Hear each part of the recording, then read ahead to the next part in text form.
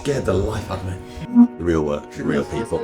Let's do the steps that we've got. Clear that off and because then think we'll probably be here all day saying, let's do this, let's do this, let's do this. Let's get to a point where we've done what we've put down now. We'll sit down again and see what we're happy with, what we're not happy with from there. Because solving world hunger in one meeting next year is going to be difficult. I'm about to do work. So pick your spot and stop moving.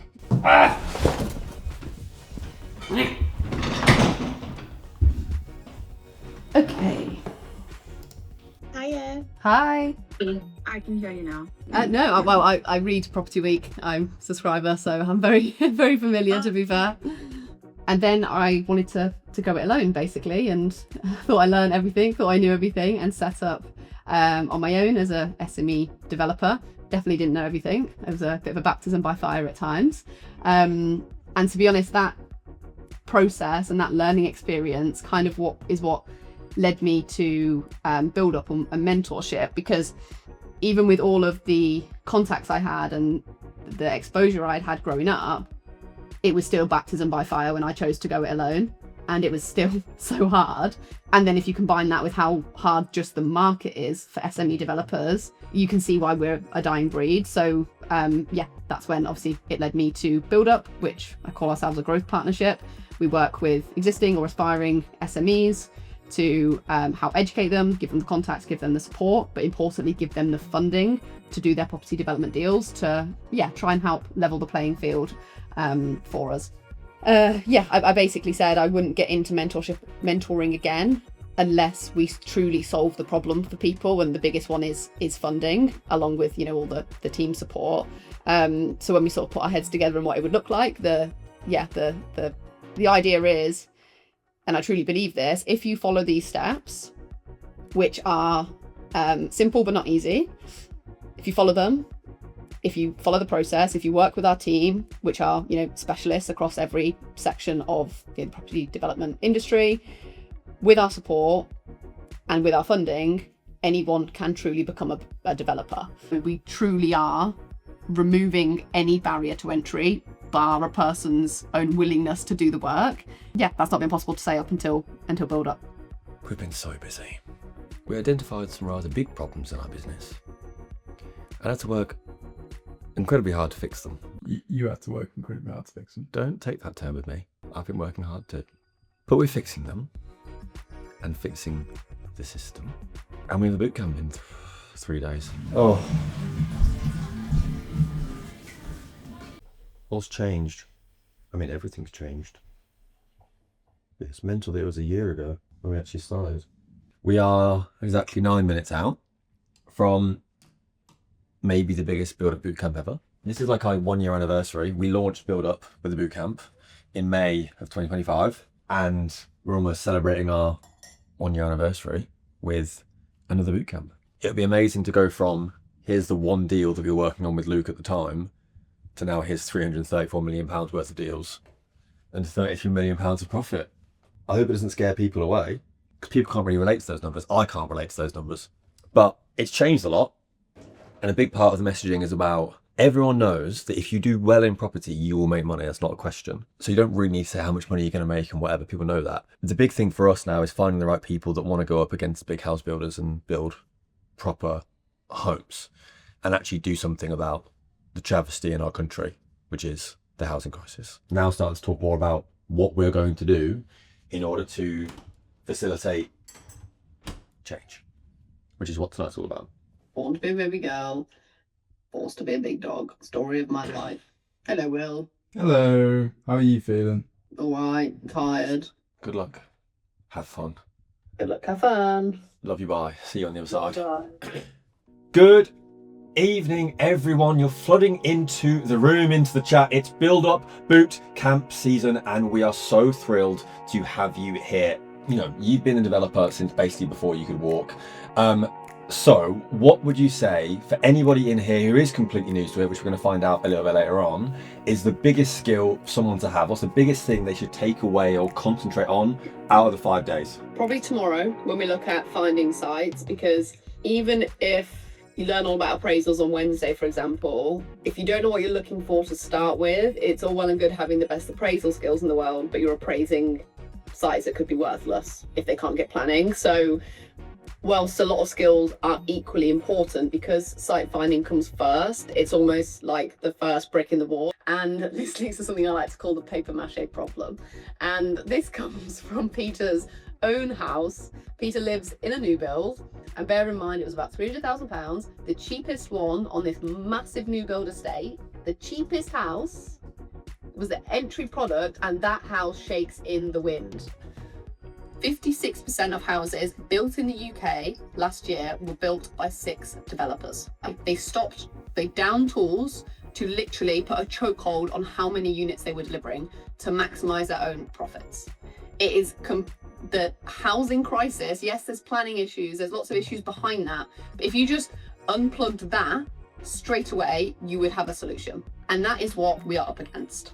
Scott said, well, that could literally not have gone any better. Risks do pay off. And what I said on there, I don't know if you recorded it, but if you take 100 risks, right, let's be pessimistic and say 90 of them don't pay off. Typically, with risk, the reward is very, very big. I can almost guarantee that if you take 100 risks in your life and 90 of them don't pay off, the 10 that do will have 100x multiplier on the ones that didn't. So I don't understand why people don't do it. The worst that can happen is you lose money, you don't get the thing that you want, and then you learn something. It will feel like a big risk for a lot of those people, but it isn't. Doing development by yourself is an enormous risk, but doing it with us, it de-risks the whole thing. It's a generational business. Hello! Ooh. That was too loud. We're 3 minutes from going live on day 2 of the bootcamp, which is all about finding sites. So we run through kind of certain planning principles that underpin a lot of approvals, what that translates to in terms of visual cues that they're looking for. On mapping softwares, we introduce the dartboard approach, so how they then apply that in a systemized way, and then we'd go and do some live site finding. So it's pretty much all me tonight. All right, good luck, have fun. Lots of passion, lots of love, lots of energy. More passion, more energy, more footwork. More passion, more energy, more footwork. Yeah, okay, let's get cooking straight away then. So on this slide in front of me, the piece of land highlighted in red, at a very high level, obviously you don't know anything about, potential flood risk or archaeology issues or, I don't know, all sorts of different things. Just from looking at it, do you think this site has the chance to get approved or refused if we were to apply for reasonable number of housing? So on this particular one, again, I'm being a little bit naughty here because I'm not giving you really any other kind of context upon which to make a decision. But the key thing is we need to just initially visually gauge something before we can look into anything else. So my gut reaction on this, with no other context, would be that it's leaning more towards a refusal. And that is because it is greenfield. So, it's undeveloped land. And as it currently appears, the current settlement stops at the kind of like north of that site. And what we would be developing would represent sort of an extension to that location. And in the absence of any other data, that would typically lead us more into the grounds of refusal. Okay, we'll go Deborah. OX12 9WR. Got to be Oxford area. Okay, so here we've got an emerging settlement boundary in blue. So we would, well, first of all, if this was a new area, we would start with our allocations. So you can see here, anything in purple is allocated. So I would obviously straight away be looking at these sites, but you can see, these are already being developed, but we look for the whole council. But what I also think is useful, actually, is when you turn on this filter, it allows you to see any very sort of big parcels of land that are within assessment boundary but not allocated to investigate, because you can see from a very zoomed out level, there's some there that warrant investigation. But when we're then looking in assessment boundary, I would straight away be looking at this land here. So again, new build, you can see just how densely developed they are. We're looking for anything that deviates from that. There's an infill plot down here between these properties. Obviously this does deviate, but it's a school. We're not going to knock down a school and try and build on it. All of this sort of land in this sort of middle bit here, I'd be investigating who owns what titles. The things that are too heavily wooded we wouldn't look at, but you know, things like this and these back gardens here, you can see dense development versus not dense development. How could I assemble, you know, a couple of different gardens here to you know, try and make an opportunity? We're gonna be like, what on earth is she talking about? Obviously I do it very, very quick. I've been doing this for so many years. Before any mapping software even existed, I did it on Google Maps, so I've got very, very good at it. But it is just pattern recognition. That's all it is. Once you learn, you know, what normal looks like, you know, you'll spot anything that deviates from it. You'll investigate. Sometimes it'll be a church. Okay, we're not knocking down a church and a graveyard. Fine. But sometimes it's the perfect opportunity, and it's that initial spot is all you need to then go on and investigate and rule things in or out. But we then need to send letters. So my personal approach is direct to vendor, sending them a letter.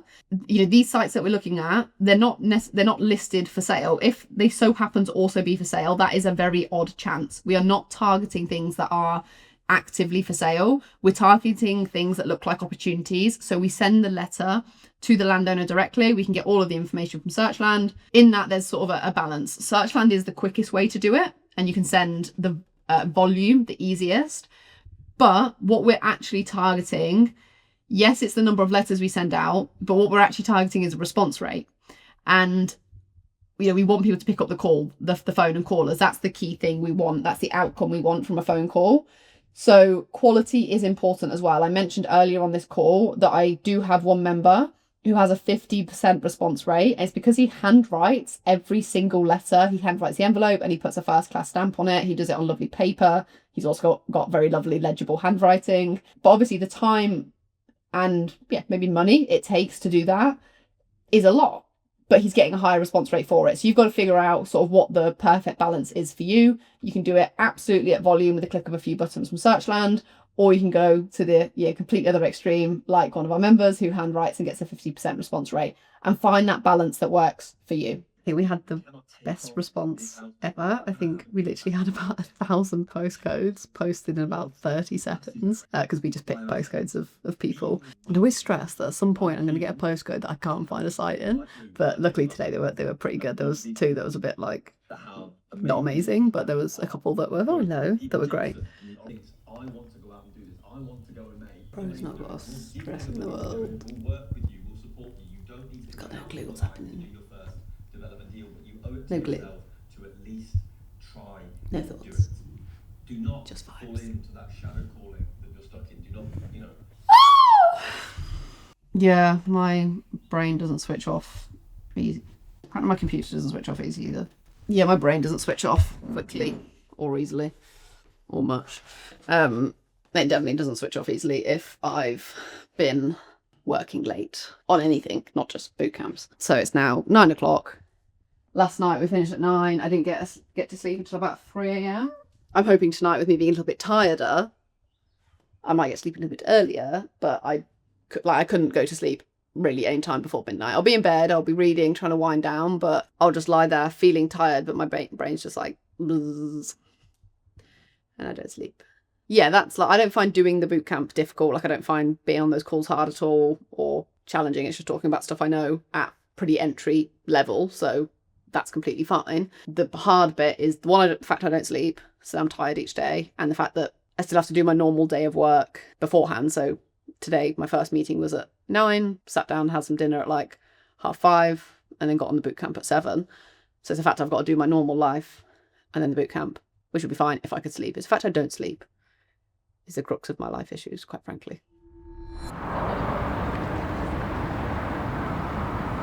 We are going to watch Jack Ballard build up staff member and build up member in his 5th ever boxing match. It's Jack Ballard. It's Jack Ballard. It's Jack Ballard. It is Jack Ballard.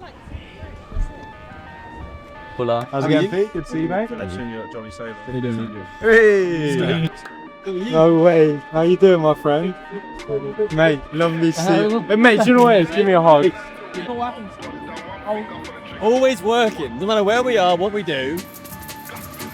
Always. Uh-oh, who's on who? Said he let it ring, but it never goes through. My mind's fucked, my head's gone too. The smoke's with a man, but the joke's on you. Uh-oh, who's on what? Don't tell my brothers, cause I'll spin the whole block. Will we bang? Everything you got. Tell them little pussies that we take the whole lot. You ain't got no backbone. I get out the trap, I ain't got a trap phone. I got P's and M's and K's and O's. They're illiterate with letters, so I'm letting niggas know. Used to give them high fives, now it's just a middle finger. Diamonds on my patty, do the bogle when I linger. They think I'm a rapper, I think I'm a singer. Catch me in the cut, I treat the chorus like a dinger. You stubborn fried, I'm a South boy, and some South shit. Ballard is sensational. Up the ballad, up the build-up, and up the road to chastity. The boy was sensational. And it just goes to show that yes, make money, have fun is very, very important in the build-up, but also winners win. And we only employ winners. And Jack Ballard, ultimately, as you've seen, is a winner. George has been doing our appraisals. He's also an existing member, Jack Ballard's business partner. So he's doing very well within the community. He's got some deals progressing, which is exciting for him. And he's done such a great work, kind of stepping in, kind of interim, helping us out with these appraisals, that we've decided to offer him a full-time job. He's very passionate about build-up. He loves what we do. And these are exactly the type of people that we want to work with. So we do have a lot of appraisals to get through, which is quite encouraging actually, because there are a lot of active deals within the community. Once we've got 2-3 more staff in, we've obviously set up a London office. Should be good. You should be getting a contract over, but you are getting a full-time job, which is good. That's perfect. We'll get your build-up email sorted. But yeah, welcome to the team, officially. Perfect. That sounds good. We are off to our appointment to get some tailored clothing. My first experience getting tailored clothing, inspired by the man behind the camera. Rosie and Pete are going to be joining us as well. So we're going to be looking sharp in summer for members events, for some trips away that we've got planned. So yeah.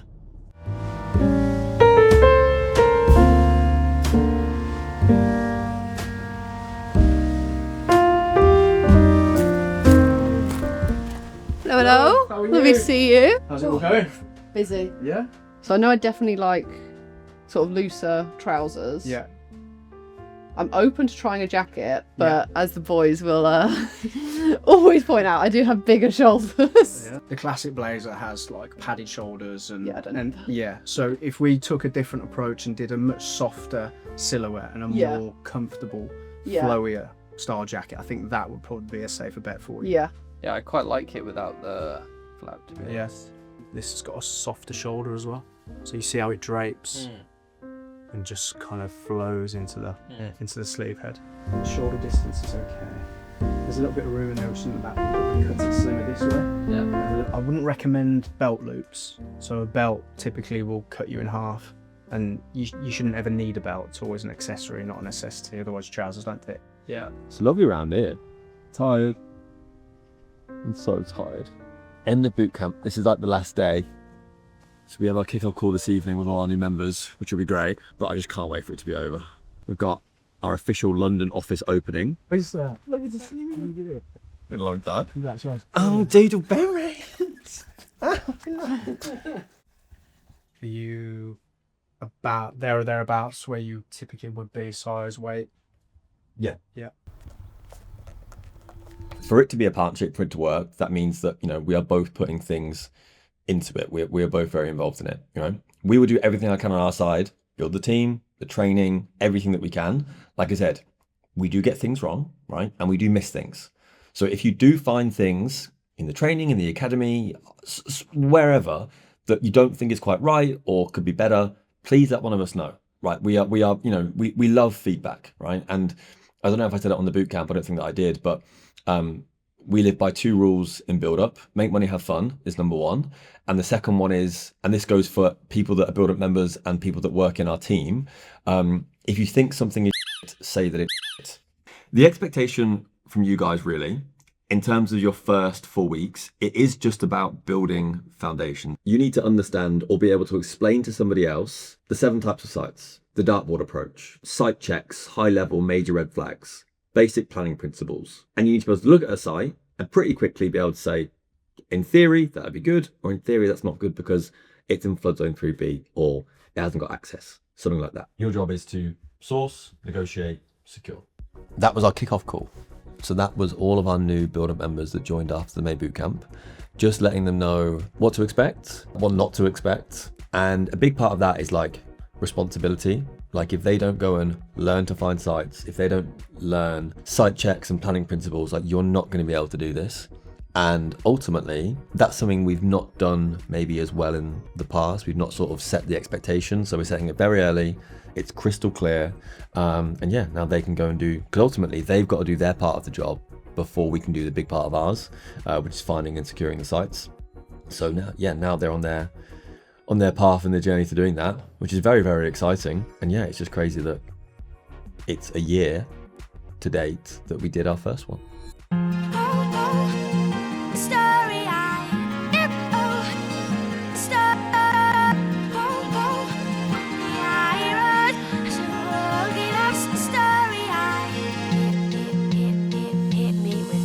Today in The Good Doctor, cameraman unwell, Chanel, head of events, unwell, Rosie, unwell, reasonably well, but we're here in Birmingham for our 3rd ever members event to talk to them all about the story of how we got here, what we're doing, what we got wrong, what we're doing to fix it, and ultimately meeting all the people we're going to be working with.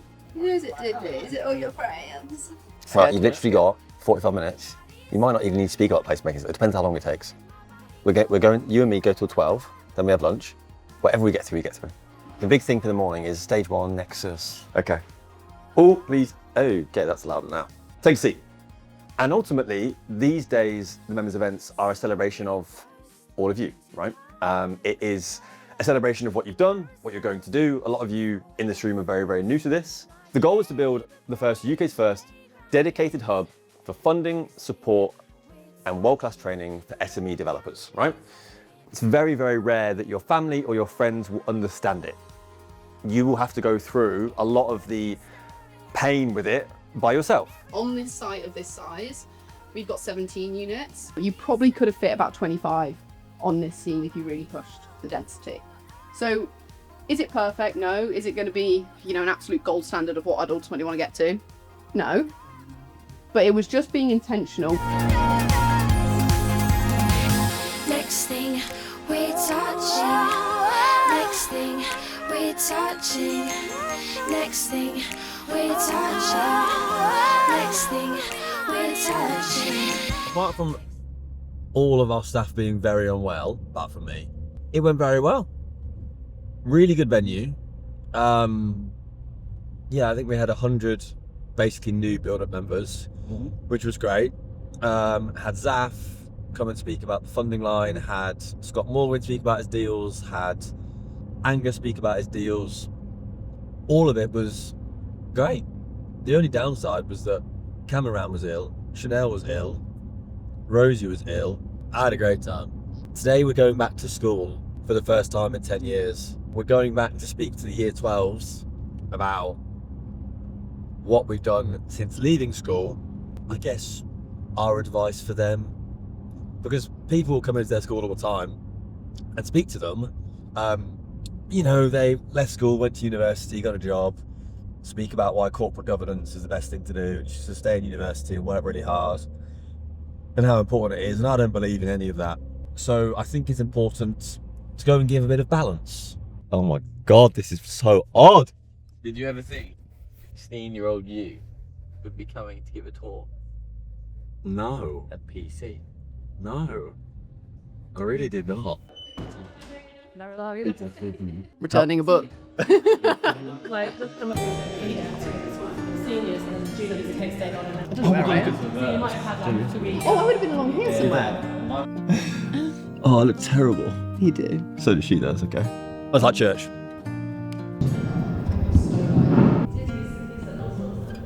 For all of you lot, we will feel probably incredibly old because we both sat here when we were 17. I'm Rosie, looks like a year older than Pete, unfortunately, and I have a background in construction. My family have been builders my entire life, as you can see on the left. Grew up on a building site, and then on the right was me this year at one of my building sites. At 21, I started sourcing like student accommodation and big rental apartments, selling them. And then at 22, I joined the family business briefly, Cassidy Group, as the land director. We have now over 40 members of staff and have 2 offices, one over Lutterworth Way and one down in London. So it's been a pretty steep growth since we launched. Build up and a pretty steep learning curve for myself overall across my career. At some point, you will have a job or a boss or a colleague that you hate. When I was a land agent, my boss was a drug addict. And every day he made me cry for about 2 years. It was horrific. And I remember calling my dad once saying, I can't do this anymore, can't do this anymore. He kept changing the milestones of when I'd be paid my commission. I just thought, I can't do it. My dad said, well, sometimes that's life. Like, if you want to progress, sometimes you've got to stick something pretty rubbish out in order to get where you want to be. Now, I'm not saying stay in a job for years and years and years. I'd probably stay too long. But I've also got friends who have lasted 3 months and said, oh, I don't like my boss. So they move to another job, which is the same job, a different company, they're not progressed. And the reality is, when you're at the bottom of the pecking order, there's always going to be an arsehole that treats you.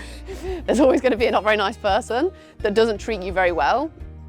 And that, unfortunately, is just life. Most people I know, when they hire, they don't look at most CVs in terms of the credentials. When you get interviews and things like that, it's about, like I say, who you are as a person. Can you communicate well? Do you come across as authentic?